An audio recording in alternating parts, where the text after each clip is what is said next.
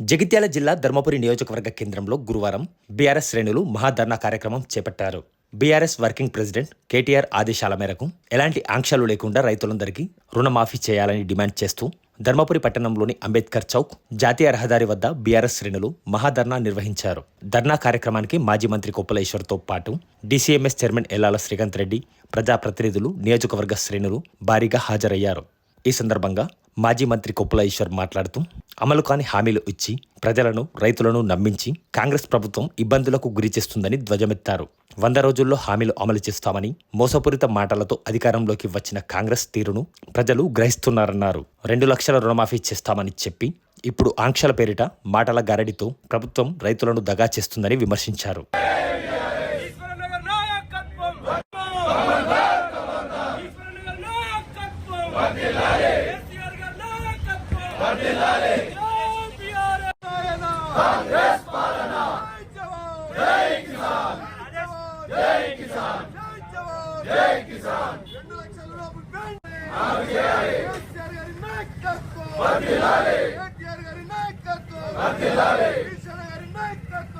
ఓట్ల కోసం ఆవు రావులని ఉండి 10 సంవత్సరాల అధికారం లేకుండా ఉన్నటువంటి కాంగ్రెస్ పార్టీ అధికారం కావాలని ఏదైనా చెప్పిండ్రు. ఎన్నికలైనాయి, మీ మాట నమ్మిండ్రు ప్రజలు, రైతులు మీకు ఓట్లేసి అధికారాన్ని ఇచ్చిండ్రు. ఇచ్చినాకనైనా మీ మాటలలో, మీ చేతలలో మార్పు ఉన్నదంటే ఎక్కడ కూడా కనబడలేదు. అవే అబద్ధాలు, అవే మోసపూరిత మాటలు, అవే డొంక తిరుగుడు మాటలు. ముఖ్యమంత్రితో మాట, ఉప ముఖ్యమంత్రితో మాట, మంత్రులతో మాట, అధికారులతో మాట. రైతులు ఇలా గందరగోళ పరిస్థితులలో ఉన్నారు. మిమ్మల్ని ఎవరైనా చెప్పమన్నారా? మేము 2 లక్షల రుణమాఫీ చేస్తామని రైతులు అడిగిందా చేయమని? మీరే చెప్తే, మీరే డేట్ కూడా పెట్టుకుంటే ఖచ్చితంగా డిసెంబర్ 9వ తారీఖు నాడు ఈ రాష్ట్రంలో ఉన్నటువంటి రైతులందరికీ కూడా ఏకకాలంలో మరి 2 లక్షల రుణమాఫీ చేస్తామని చెప్తే, ఒక్కసారే చేస్తామని మేమన్నా ఎవరైనా రైతులు అడిగిందా చేయమని? డిసెంబర్ 9కే చేయమని ఎవరైనా అడిగిందా? 100 రోజులలోనే మొత్తం హామీలు చేయమని ఎవరైనా అడిగిందా? అంటే ఆశ పెట్టింది. ఆశ పెడితే ఆశపడు తప్పు కాదు. పేదవాళ్ళు ఉన్నారు, రైతులు ఉన్నారు, అనేక వర్గాల ప్రజలు ఉన్నారు. వాళ్ళంతా కూడా మరి 10 సంవత్సరాల కేసీఆర్ గారి పాలనలో ఎన్నో సౌకర్యాలు వచ్చినాయి, ఎన్నో సంక్షేమ కార్యక్రమాలు అందినాయి. వైద్య రంగం, విద్యారంగం, గ్రామీణ అభివృద్ధి, వ్యవసాయ రంగంలో అద్భుతంగా ప్రాజెక్టుల నిర్మాణంతో ఎంతో గొప్పగా మరి చేసుకున్నాం. ఇంకా ఇంతకంటే గొప్పగా ఉంటది కావచ్చని భావించి మీకు ఓట్లేసారు. ఓట్లేస్తే ఏం చేస్తారో నిజంగా చెప్పండి, అబద్ధాలు చెప్పకండి. ఇప్పుడు మీరు అధికారంలో ఉన్నారు, మీరు ఏమన్నా చేయదలుచుకుంటే నిజాయితీగా చేయవచ్చు. కానీ ఆ నిజాయితీ మాత్రం మీ లోపల కనబడతలేదు. మరి ముఖ్యంగా ముఖ్యమంత్రి రేవంత్ రెడ్డి లోపల కనబడతలేదు. ఎంతసేపు మీ ఆమంతా కేసీఆర్ తిట్టుడు, గత ప్రభుత్వాన్ని తిట్టుడు. అసలు మీరు ఏం చేసింది 10 సంవత్సరాలు, ఈ 8 నెలల కాలంలో ఏం చేసింది? ఒక్క పనన్నా చెప్పండి ఇది చేసినామని. కేసీఆర్ గారు 10 సంవత్సరాలు చేసింది ఏదన్నా ఒకటన్నా అమలు చేసి ప్రజలను సంతోషపెట్టే ప్రయత్నం చేసిందా? లేదు. కానీ పెద్ద ఘనకార్యాలు చేసినట్టు, ఈ రాష్ట్రాన్ని పెద్దగా ఉద్ధరించినట్టు, మీరేందో బాగా చేస్తేనే మీ ఓట్లేసి అధికారంలోకి వచ్చినట్టు మాట్లాడుతూ ఉన్నారు. ప్రజలకు తెలియదా? ప్రాజెక్టు కట్టించే తెలియదా? రాష్ట్రంలో ఉన్న 4 మూలలకు నీళ్లు ఇచ్చి రైతాంగాన్ని ఆదుకునేది ఎవరో తెలియదా? 24 గంటల కరెంట్ ఇచ్చింది ఎవరు? రైతు బంధు ఎక్కడైనా దేశంలో ఎక్కడైనా ఉన్నదా? ఈ రాష్ట్రంలోనే రైతు బంధు పేరిట 12,000 కోట్ల రూపాయలు రైతులకు పంట పెట్టుబడి సహాయం అందించి రైతు లోకాన్ని, వ్యవసాయ రంగాన్ని బ్రహ్మాండంగా అభివృద్ధి చేసినటువంటి ప్రభుత్వం కేసీఆర్ గారి ప్రభుత్వం కాదా? డిసెంబర్ లో మీరు అధికారం వచ్చినాక వెంటనే ఏం చెప్పారంటే ఈ రుణమాఫీ 2 లక్షల కోట్లు కనుక 2 లక్షల రూపాయల రుణమాఫీ చేసినట్టయితే 49,000 కోట్లు అయితే అని చెప్పి మీరే కదా చెప్పింది, మేం చెప్పినామా? అదే విధంగా జనవరి నాటికి అవి 40,000 కోట్లు అని మళ్ళా మీరే చెప్పింది. అంటే 9,000 కోట్లు తగ్గిపోయినాయి. మళ్ళీ ఒక లెక్క చెప్పి 31,000 కోట్లలో రైతులకు రుణమాఫీ 2 లక్షలు అయిపోద్దని మీరే చెప్పారు.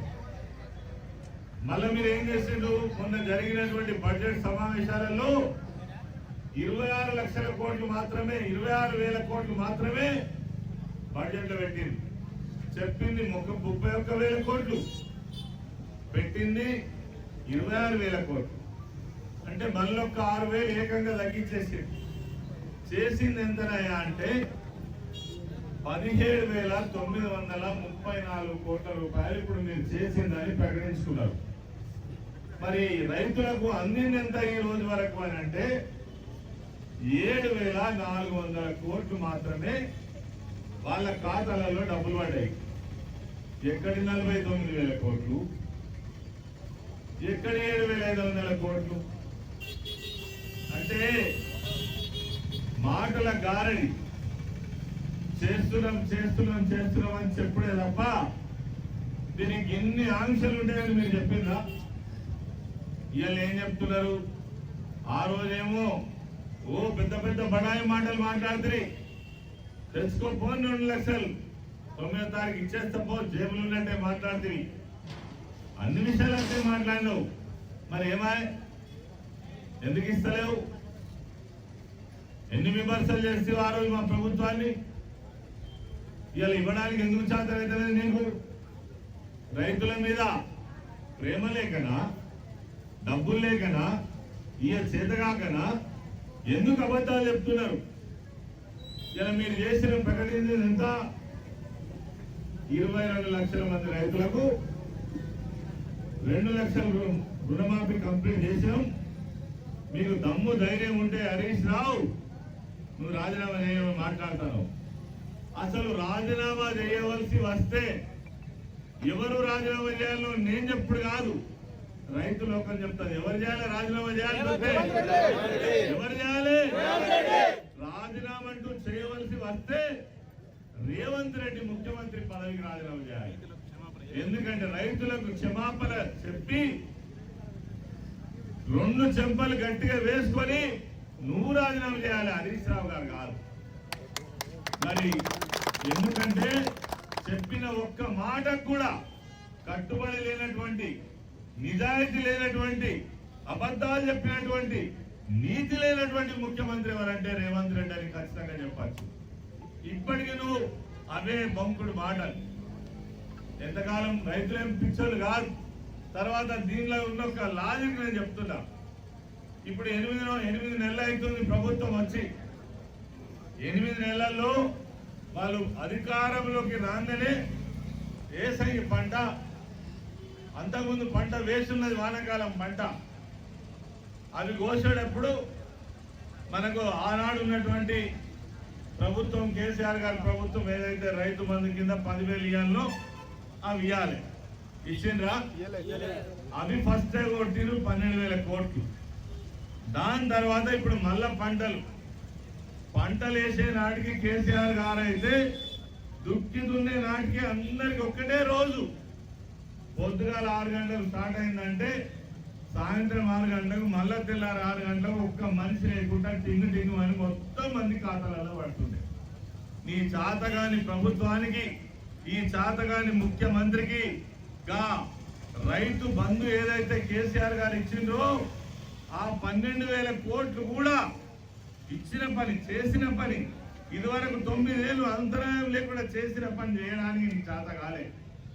ఎట్టించినావు నువ్వు? ఆ ఒక్కసారి కూడా 10 గుంటలకోసారి, 20 గుంటలకోసారి, ఎకరానికోసారి తట్టుకుంటా ఆఖరుకు మీరు 3-4 ఏళ్ళకు చేరుకున్నది ఎంతో వరకంటే 4 ఎకరాల వరకు మీరు చేరుకున్నారు. ఇదా ప్రభుత్వం యొక్క విధానం? ఇదేనా పనిచేసే పద్ధతి? ఏడ నేర్చుకున్నారు మీరు? ఇంకా మీదికెళ్ళి కేసీఆర్ గారిని తిట్టేటువంటి మీరు ప్రయత్నం చేస్తున్నారు. కేసీఆర్ గారికి రేవంత్ రెడ్డికి పోలికనా? రైతుల కోసమే ఆనాటి ప్రభుత్వం బతికింది, రైతుల కోసమే నిలబడ్డాడు. రైతుల కరెంటు మోటార్లకు మీటర్లు పెడతానంటే నా ప్రాణం పోయినా మోటార్లకు మీటర్లు పెట్టలేనని అడ్డం పడ్డటువంటి నాయకుడు కేసీఆర్ గారు.